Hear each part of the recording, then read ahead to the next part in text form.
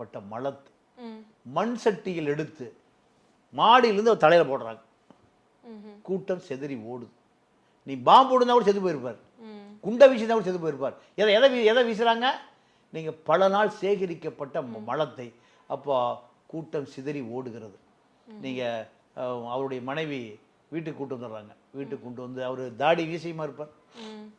எல்லாம் தண்ணியை ஊற்றி கழுவும் போது அந்த அம்மா சொல்லுது, நாசமா போனவனே, உன்னை கட்டிட்டு நான் என்ன சுகத்தை கண்டேன். யாரோ உடைய மலத்தை நான் சுத்தம் பண்ணுறதுக்கு தான் உன்னை கட்டிட்டு நான் இந்த அவஸ்தைப்படுறேனா அப்படின்னு சொல்லும்போது உணர்ச்சியே இல்லாமல் தந்தை பெரியார் சொன்னார், இந்த இனம் இந்த மலத்தை விட நாறுகிறது. இந்த இனம் மலத்தை விட நாறுகிறது. நான் சுத்தம் செய்வதற்காக நான் முடிவு செய்திருக்கிறேன். அதனால் இது எனக்கு நாற்றம் அடிக்கவில்லை. அப்படி சொன்னவர் தான் தந்தை பெரியார்.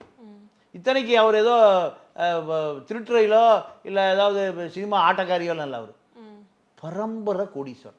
பரம்பரை. நீங்கள் ஈரோட்டை கடந்து போகிற மிட்டா முராசுதார், நீங்கள் கவர்னர், முதலமைச்சர், முன்னாள் இன்னாள் எல்லாம் எங்கே போய் சாப்பிட்டு போவான்? காந்தி உட்பட எங்கே போய் சாப்பிட்டு போவாங்க? பெரியாருடைய வீட்டில் போய் சாப்பிடாத மிகப்பெரிய மிட்டா மிராசார், பண்ணையார், கவர்னர் ஜெனரல், காந்தி யாருமே பெரியாருடைய வீட்டுக்கு போய் சாப்பிடாத ஆட்களே கிடையாது. அப்போ எவ்வளோ பெரிய கோடீஸ்வரன், எவ்வளோ பெரிய சிரமத்தை எடுக்கிறாருன்னா யாருக்காக? இந்த இனத்துக்காக, இந்த மக்களுக்காக. பெண்ணடிமை. அதாவது முதல்ல ஈரோட்டில் அவருடைய ஒரு உறவுக்கார பெண்ணு விடோவா போயிருது.